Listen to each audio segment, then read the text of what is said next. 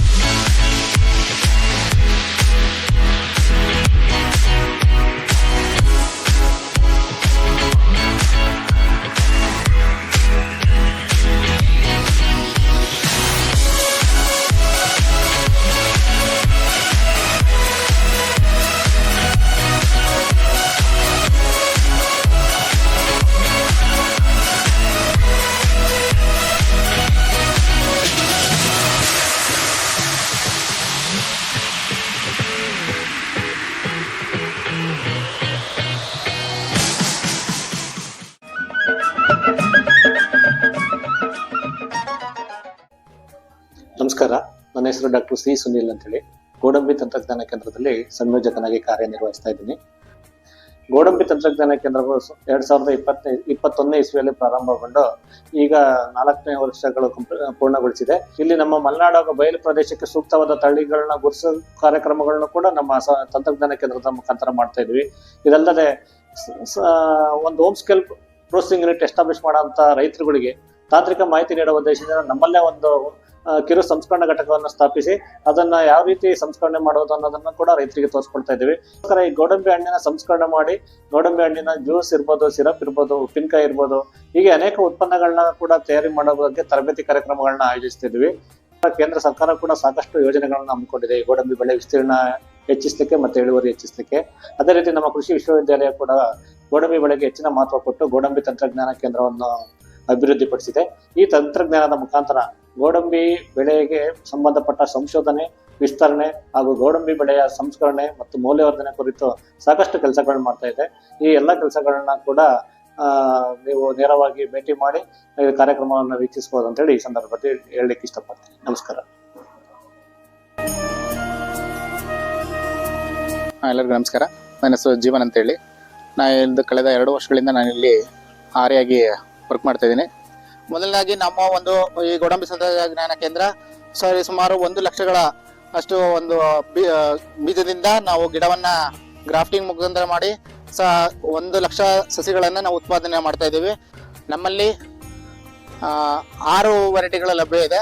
Vengurla 4, Vengurla 7, VRI3, Bhaskara, Ullal 2, Ullal 3 ಇಷ್ಟು available ಇದೆ. ಈ ಒಂದು ಸಸಿಯ ದರ ಬಂದು ನಿಮ್ಗೆ 50 ರೂಪಾಯಿ ಆಗಿರುತ್ತೆ. ಈ ಸಾಗರ, ಸೊರಬ ಮತ್ತೆ ಶಿವಮೊಗ್ಗ ಜಿಲ್ಲೆ ರೈತರುಗಳಿಗೆ ವೆಂಗುರ್ಲಾ 4 ಮತ್ತೆ ವೆಂಗುರ್ಲಾ ವೆರೈಟಿ ಉತ್ತಮವಾದಂತ ವೆರೈಟಿ ಆಗಿರುತ್ತೆ. ಅದೇ ಚಿತ್ರದುರ್ಗ, ದಾವಣಗೆರೆಯಲ್ಲಿ ವೆಂಗುರ್ಲಾ 4, ವೆಂಗುರ್ಲಾ 7, ಭಾಸ್ಕರ ಕೂಡ ಒಂದು ಉತ್ತಮ ಒಂದು ಪ್ರದರ್ಶನ ನೀಡ್ತಾ ಇದೆ. ಆ ವೆರೈಟಿಗಳು ಸೂಟಬಲ್ ಆಗಿರುತ್ತೆ. ಚಾಮರಾಜನಗರ ಮತ್ತು ಬೆಂಗಳೂರು ಗ್ರಾಮಾಂತರ ಮತ್ತು ಬೆಂಗಳೂರು ಈ ಪ್ರದೇಶಗಳಿಗೆ ವೆಂಗುರ್ಲಾ 4, ವೆಂಗುರ್ಲಾ 7, ಭಾಸ್ಕರ ಮತ್ತು VRI3 ಕೂಡ ಅತ್ಯುತ್ತಮವಾಗಿ ಪ್ರದರ್ಶನ ನೀಡ್ತಾ ಇದ್ದಾವೆ. ಈ ಒಂದು ವೆರೈಟಿಯನ್ನ ನೀವು ಯೂಸ್ ಮಾಡಿದ್ರೆ ಚೆನ್ನಾಗಿರುತ್ತೆ. ಕ್ಯಾಶು ಗ್ರಾಫ್ಗಳು ನಿಮಗೆ ಥ್ರೂಔಟ್ ದಿ ಇಯರ್ ಅವೈಲಬಲ್ ಇರುತ್ತೆ. ಆದ್ರೆ ನೀವು ಜೂನ್ ಜುಲೈಯಲ್ಲಿ ನಾಟಿ ಮಾಡಿದ್ರೆ ತುಂಬಾ ಉತ್ತಮ ಆಗುತ್ತೆ. ಈ ಒಂದು ಶಿವಮೊಗ್ಗ ಜಿಲ್ಲೆಯ ರೈತರುಗಳು ಜೂನ್ಗಿಂತ ಮುಂಚೆಯಾಗಿ ನಾಟಿ ಮಾಡಬೇಕಾಗುತ್ತೆ. ಜೂನ್ ನಂತರ ಆಗಿ ನಾಟಿ ಮಾಡೋದಂದ್ರೆ ನಿಮಗೆ ಅತಿಯಾದ ಮಳೆ ಆಗೋದ್ರಿಂದ ಅವೆಲ್ಲ ಪ್ಲಾಂಟಿಂಗ್ ಸಕ್ಸಸ್ ಕಡಿಮೆ ಆಗುತ್ತೆ. ಅದರಿಂದ ನೀವು ಜೂನ್ ತಿಂಗಳಲ್ಲಿ ನಾಟಿ ಮಾಡಿ ನಿಮಗೆ ಏಪ್ರಿಲ್ ಮೇ ಜೂನ್ ಅಲ್ಲಿ ನಿಮಗೆ ಸಸಿಗಳು ಲಭ್ಯವಿರ್ತವೆ.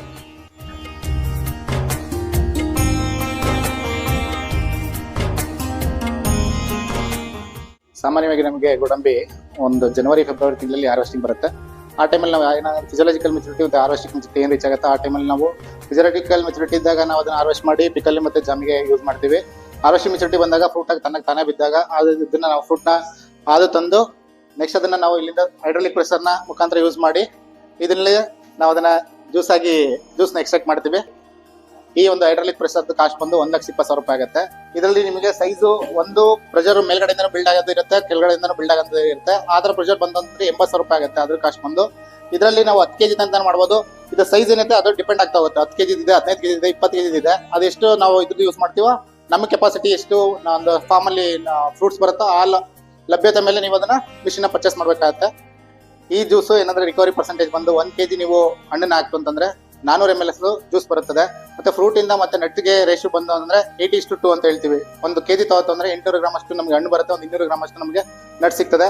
ಈ ಒಂದು ಹೈಡ್ರಾಲಿಕ್ ಪ್ರೆಸರ್ ಮುಖಾಂತರ ನಾವು ಒಂದು ಸಲಿಗೆ 5 ರಿಂದ 10 ಲೀಟರ್ ಅಷ್ಟು ಜ್ಯೂಸ್ ನ ಎಕ್ಸ್ಟ್ರಾಕ್ಟ್ ಮಾಡಬಹುದು. ಇದ್ರ ಕೆಪಾಸಿಟಿ ಬಂದು 15 ರಿಂದ 20 kg ಅಷ್ಟು ಲೋಡ್ ಮಾಡಬಹುದಾಗುತ್ತೆ. ನೆಕ್ಸ್ಟ್ ಇದರಿಂದ ಜ್ಯೂಸ್ ಎಕ್ಸ್ಟ್ರಾಕ್ಷನ್ ಆಗುತ್ತೆ. ಆಫ್ ಸೀಸನ್ ಇದ್ದಾಗ ನಾವು ಎಷ್ಟು ಸಾಧ್ಯ ಆಗುತ್ತೋ ಅಷ್ಟು ಫ್ರೂಟ್ ನ ಕಲೆಕ್ಟ್ ಮಾಡ್ತೀವಿ. ಹೈಡ್ರಾಲಿಕ್ ಪ್ರೆಸರ್ ಮುಖಾಂತರ ನೀವು ಅದನ್ನ ರಸವನ್ನ ಜ್ಯೂಸ್ ನ ಎಕ್ಸ್ಟ್ರಾಕ್ಟ್ ಮಾಡ್ತೀರೋ ಆ ಜ್ಯೂಸ್ ನ ನೀವು ನೆಕ್ಸ್ಟ್ ಮಸ್ಲಿನ್ ಕ್ಲಾತ್ ಮುಖಾಂತರ ನೀವು ಈ ತರ ಸೋಸ್ಬೇಕಾಗತ್ತೆ.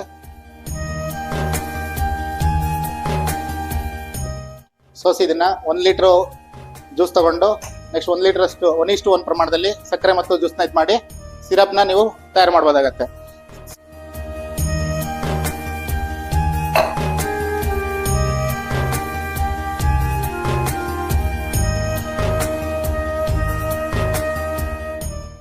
ನೆಕ್ಸ್ಟ್ ಇದು ಆಗ್ತದಂಗೆ ನಿಮ್ಗೆ ಇಲ್ಲಿ 65 to 70 ಬ್ರಿಕ್ಸ್ ರೀಚ್ ಆಗ್ತದಂಗೆ ನೀವು ಅದನ್ನ ಆಫ್ ಮಾಡಿ ಸಿರಪ್ ರೆಡಿ ಆಗಿರುತ್ತೆ. ಈ ಸಿರಪ್ ಈ ಕಲರ್ ಬ್ರೌನ್ ಕಲರ್ಗೆ ಟರ್ನ್ ಆಗುತ್ತೆ. ಬ್ರೌನ್ ಕಲರ್ ಟರ್ನ್ ಆದಾಗ ನೀವು ಎಂಡ್ ಪಾಯಿಂಟ್ ನ ರೀಚ್ ಮಾಡಿ ನೆಕ್ಸ್ಟ್ ಅದನ್ನ ಆರಕ್ಕೆ ಬಿಡಬೇಕಾಗತ್ತೆ. ಆರಕ್ಕೆ ಬಿಟ್ಟಾದ್ಮೇಲೆ ನೀವು 750 ml ಅಂತ ಪ್ರತಿ ಒಂದು ಕ್ಯಾನಿಗೆ ಹೆಡ್ ಸ್ಪೇಸ್ ನ ಬಿಟ್ಟು ಫಿಲ್ ಮಾಡಬೇಕು.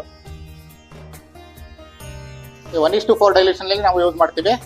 1 ಲೋಟದಷ್ಟು ನೀವು ಸಿರಪ್ ನ ಯೂಸ್ ಮಾಡ್ತಂದ್ರೆ 4 ಲೋಟದಷ್ಟು ನೀರನ್ನ ಹಾಕಿ ಅದನ್ನ ಜ್ಯೂಸ್ ಆಗಿ ನೀವು ಸೇವಿಸಬಹುದು, ಕುಡಿಬಹುದು. ನಂತರವಾಗಿ ಈ ಒಂದು ಸಿರಪ್ ನ ಯೂಸ್ ಮಾಡ್ಕೊಂಡು ನಾವು ಕಾರ್ಬನೇಟೆಡ್ ಡ್ರಿಂಕ್ ನ ಪ್ರಿಪೇರ್ ಮಾಡ್ತೀವಿ. ಇದರಲ್ಲಿ ಕಂಪ್ಲೀಟ್ ಆಗಿ ಒಂದು ಕ್ಯಾಶ್ಯೂ ಕಾರ್ಬನೇಟೆಡ್ ಡ್ರಿಂಕ್ ಬರುತ್ತೆ, ಪೈನಾಪಲ್ ಬರುತ್ತೆ, ಮತ್ತೆ ಕೋಕಮ್ದು ಕಾರ್ಬನೇಟೆಡ್ ಡ್ರಿಂಕ್ ಬರುತ್ತೆ. ನೆಕ್ಸ್ಟ್ ಅದಾದ್ಮೇಲೆ ನಾವು ಈಗ ಹಣ್ಣಿನ ರಸದಲ್ಲಿ ಇದಾಯ್ತು. ಅದಾದ್ಮೇಲೆ ನೆಕ್ಸ್ಟ್ ನೀವು ಹಣ್ಣನ್ನ ಪಿಕಲ್ ಆಗಿ ಮತ್ತೆ ಜಾಮ್ ಆಗೂ ಕೂಡ ಪ್ರಿಪೇರ್ ಮಾಡಬಹುದಾಗುತ್ತೆ. ಒಂದು ಬ್ಲೆಂಡೆಡ್, ಒಂದು ಮಿಕ್ಸ್ ಆಗಿ ನೀವು ಮಿಕ್ಸ್ಡ್ ಫ್ರೂಟ್ ಜಾಮ್ ಅಂತ ಮಾಡಬಹುದು. ಒಂದು normal cashew apple fruit jam ಆಗೂ ಕೂಡ ಪ್ರಿಪೇರ್ ಮಾಡಬಹುದು. ಅದಾದ್ಮೇಲೆ ನೀವು ಇದರಲ್ಲಿ ಪಿಕಲ್ ಕೂಡ ಪ್ರಿಪೇರ್ ಮಾಡಬಹುದು. ನಮ್ಮ ಗೋಡಂಬಿ ತಂತ್ರಜ್ಞಾನ ಕೇಂದ್ರದಲ್ಲಿ ಸಿರಪ್ ಬಂದು 100 ರೂಪಾಯಿ ಒಂದು ಬಾಟಲ್ ಪ್ರೈಸ್ ಇರುತ್ತೆ. ಪಿಕಲ್ ಬಂದು 80 ರೂಪಾಯಿ ಇರುತ್ತೆ. ಮಿಕ್ಸ್ಡ್ ಫ್ರೂಟ್ ಜಾಮ್ ಬಂದು 100 ರೂಪೀಸ್ ಇದೆ. ಕ್ಯಾಶ್ಯೂ ಆಪಲ್ ಜಾಮ್ ಬಂದು 80 ರೂಪಾಯಿ ಇದೆ. ಅದೇ ರೀತಿ ಕಾರ್ಬನೇಟೆಡ್ ಡ್ರಿಂಕ್ಸ್ ಕೋಕಮ್ ಆಗಲಿ, ನಾರ್ಮಲ್ ಕ್ಯಾಶ್ಯೂ ಆಗಲಿ, ಬ್ಲೆಂಡೆಡ್ ವಿತ್ ಪೈನಾಪಲ್ ಆಗಲಿ 15 ರೂಪಾಯಿ ಪ್ರತಿ ಒಂದು ಬಾಟಲ್ಗೆ ಕಾಸ್ಟ್ ಇರುತ್ತೆ.